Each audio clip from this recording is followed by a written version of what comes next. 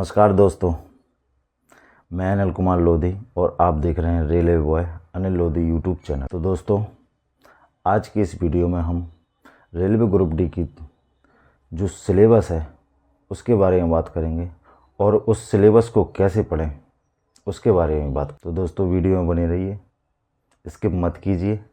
अगर आप हमारे चैनल पर पहली बार आए हैं तो सब्सक्राइब कीजिए, बेल आइकन को दबाइए ताकि कोई भी वीडियो बने रेलवे ग्रुप डी संबंधित उसका नोटिफिकेशन आपके पास जा सके।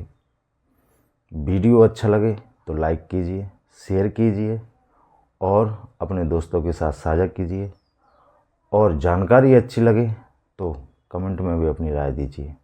तो दोस्तों, आज की इस वीडियो में हम जो रेलवे ग्रुप डी के सिलेबस के बारे में बात करने वाले हैं, उससे पहले मैं आपको बता दूं कि मैं खुद रेलवे ग्रुप डी का कर्मचारी हूं।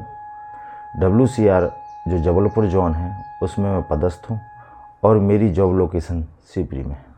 और रेलवे ग्रुप डी का फॉर्म डालने के बाद आप सब ने सर्च कर लिया होगा, जान लिया होगा कि रेलवे ग्रुप डी का सिलेबस क्या है, लेकिन फिर भी आपको एक सही मार्गदर्शन की ज़रूरत है ताकि आप अपने लिए एक सीट पक्की कर सकें और अपने घर परिवार के लिए एक नौकरी के ज़रिए अच्छे साधन उपलब्ध करा सकें। दोस्तों, मैंने इस एग्ज़ाम को क्रैक किया है, इस एग्ज़ाम के सिलेबस को जाना है और जो कुछ भी गलतियां की हैं उनको भी जाना है, और जो पढ़ा है, जो समझा है, उसको मैं आज आपके सामने इस वीडियो के ज़रिए शेयर करना चाहता हूँ। मेरा ये वीडियो थोड़ा हाई प्रोफेशनल ज़रूर नहीं है, लेकिन जो बातें हैं वो एकदम हाई प्रोफेशनल हैं, क्योंकि आज के इस दौर में, इस कंपटीशन भरी ज़िंदगी में आपको सरकारी जॉब लेना बहुत ही बड़ा काम बन गया है। लेकिन घबराएं नहीं, पढ़ाई आप कर ही रहे हैं और करते रहें, लेकिन जो मैं बताऊं वो अगर आपने कर लिया तो आपकी एक सीट बिल्कुल पक्की है, इसमें कोई शक नहीं है। क्योंकि सिलेबस का एक अपना अलग ही रूल्स होता है। हर एक एग्ज़ाम आपको एक फिक्स पोर्शन में दिखेगा। जैसे इस एग्ज़ाम का जो सिलेबस का पोर्शन है उसमें आपको 25 नंबर की मैथ पूछी जाएगी, 25 नंबर की जनरल साइंस पूछी जाएगी और 30 नंबर की रीजनिंग, और उसके बाद 20 नंबर का करंट अफेयर्स में और जीके, साथ में जीके में ही करंट अफेयर्स आ जाता है। दोस्तों, सबसे पहले हम बात करते हैं मैथ की, कि मैथ हमारे लिए 25 नंबर का पूछा जा रहा है, यानी कि 25 क्वेश्चन आएंगे, प्रत्येक क्वेश्चन 1 नंबर का होगा। तो इस 25 क्वेश्चन में से लगभग 60% इधर उधर हो सकता है, ये रेशियो मेरा 60% आपको एडवांस मैथ ही पूछा जाएगा, बाकी का 40% अरिथमेटिक पूछा जाएगा। एडवांस मैथ में आपको घबराना नहीं है। आपको जितने भी फॉर्मूला हैं, चाहे वो ट्रिग्नोमेट्री के हों, मेंसुरेशन के हों या पॉलिनोमियल बहुपद के हों, आपको हर एक सूत्र को एकदम कंठस्थ कर लेना है, रट लेना। और अगर आप फिर भी भूल जा रहे हैं तो मैं उसका उपाय भी बता रहा हूँ। आप 9th और 10th की NCERT लीजिए, मैथ की 9th क्लास और 10th क्लास की NCERT लीजिए। उसमें आपको रटने के लिए नहीं कहा जाएगा इन सूत्रों को, उसमें आपको बताते हैं वो कि इन सूत्रों का निर्माण कैसे होते हैं। जो वो सूत्र बनाए जाते हैं वो थ्योरी उसमें पूरी तरह से आपको समझ आ जाएगी। उस थ्योरी को पढ़िए, सूत्र कैसे बन रहा है, कैसे इसका निर्माण हो रहा है। अगर आपने वो सीख लिया तो मैं दावा करता हूँ कि आप वो फॉर्मूला कभी नहीं भूलोगे। मान लो फॉर्मूला भूल भी गए, लेकिन आपने बनाना सीख लिया तो फिर आप तुरंत के तुरंत बना सकते हो। इसमें भूलने की तो कोई गुंजाइश ही नहीं है।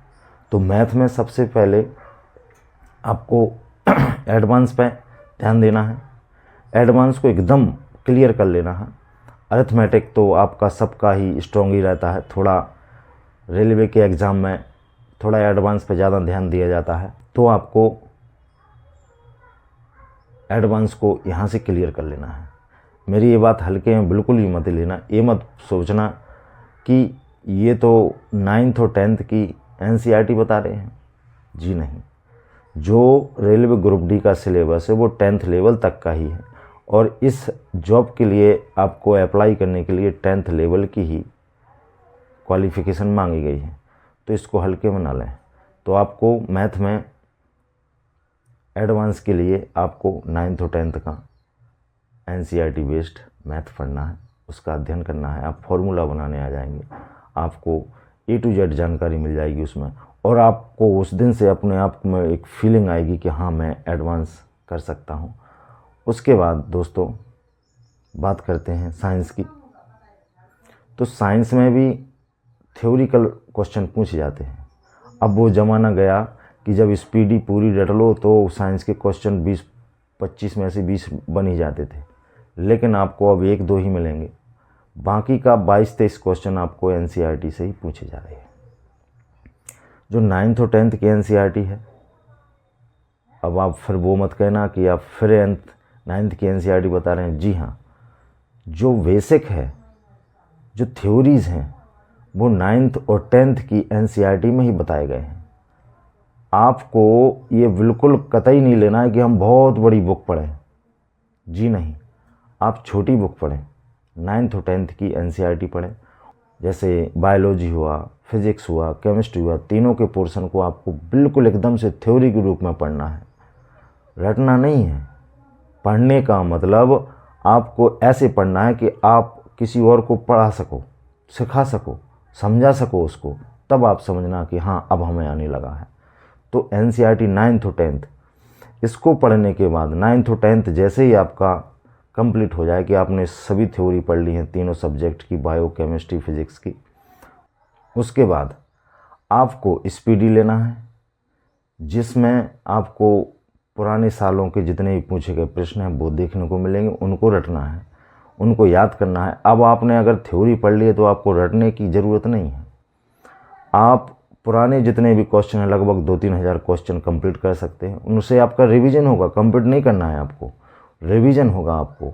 उससे आपको अनुमान लगेगा कि ये किस तरीके से पूछता है। जैसे पिछली साल का जो एग्ज़ाम हुआ था उसमें तो पूरा का पूरा फिगर रख दिया था। बच्चों के एग्ज़ाम में, प्रत्येक एग्ज़ाम में प्रत्येक बच्चे के लिए एक फिगर रखा जा रहा था, उसमें सुमेलित कीजिए, जोड़ा बनाइए, ऐसे करके बता रहे थे। तो आप अगर जब तक थ्योरी नहीं पढ़ोगे तब तक आपको कैसे पता चलेगा कि लीवर का स्ट्रक्चर क्या है, फेफड़े का स्ट्रक्चर क्या है, संपूर्ण बॉडी का स्ट्रक्चर क्या है, और आपको उसमें से उस बॉडी का अंग दिखा दिया और उसको आपके फंक्शंस बताने पड़ रहे हैं। तो ये सब आप जब तक थ्योरी नहीं पढ़ोगे 9th और 10th की, तब तक आपसे क्वेश्चन नहीं बनेंगे। अब वो 1 लाइनर क्वेश्चन का ज़माना गया। अब आपको थ्योरी पढ़ना है, डीप में जाना है और उसको कंप्लीट करना है। उसके बाद जैसे ही थ्योरी कंप्लीट हो जाए आपको प्रैक्टिस करना है। पुराने जितने भी क्वेश्चंस हैं जो अभी तक आए हैं रेलवे ग्रुप डी में, उनको प्रैक्टिस करना है। वो रटना नहीं है, आपको ऑटोमेटिक रट जाएंगे। मैंने इस चीज़ को किया है। अब आते हैं बात रीजनिंग की। तो रीजनिंग में आपको कोई सी भी बुक ले लीजिए जो आपको पसंद हो, और रीजनिंग का भी खेला है कि आपको जनरल इंटेलिजेंस पूछी जाएगी। इसमें सबसे ज़्यादा 60% जनरल इंटेलिजेंस का पोर्शन रहेगा, बाकी का आपका 40% रीजनिंग पूछी जाएगी। जनरल इंटेलिजेंस मतलब आपके बौद्धिक विकास के बारे में जानकारी लेंगे वो।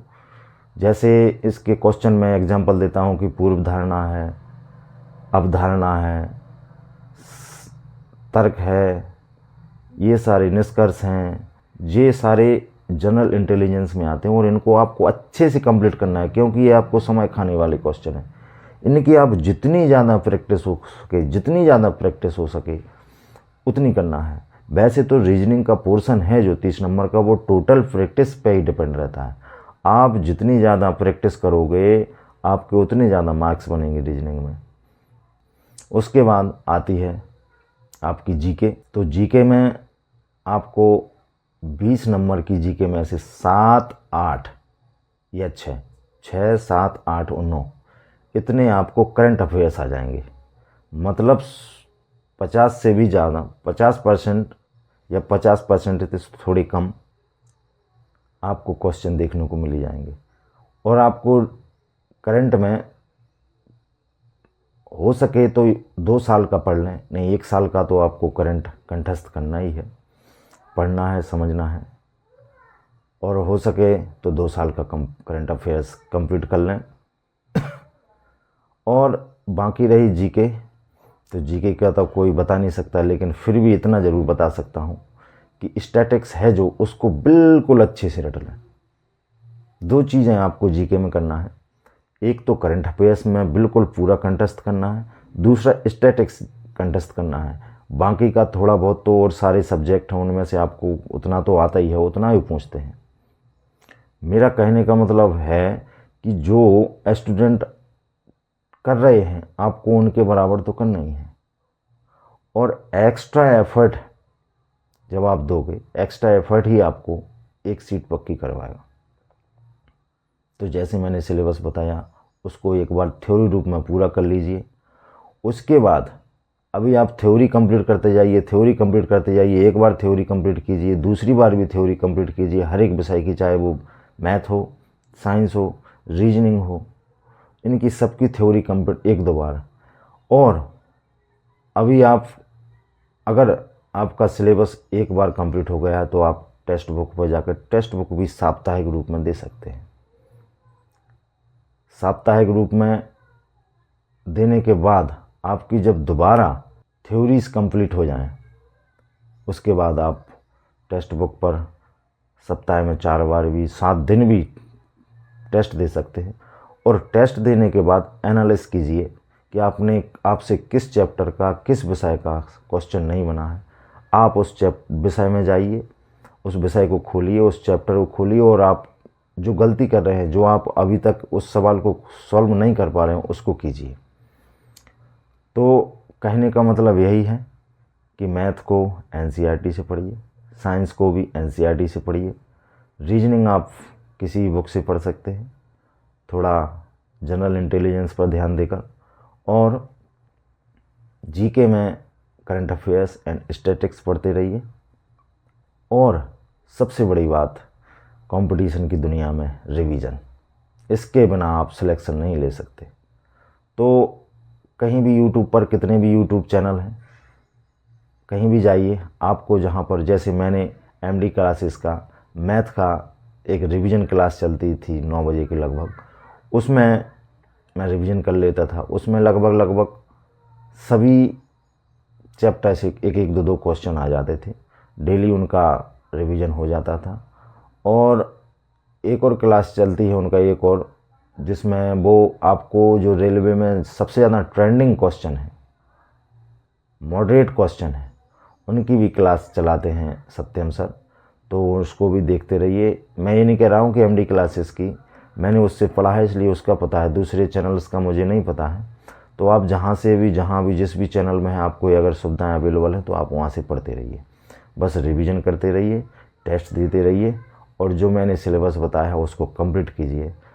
और अगली वीडियो में हम बात करेंगे एक एक विषय की। जैसे एक वीडियो में हम मैथ की बात करेंगे, साइंस की बात करेंगे, रीजनिंग की बात करेंगे, स्टैटिक्स की बात करेंगे। तो बने रहिए हमारे साथ और अपने लिए एक सीट पक्की कीजिए।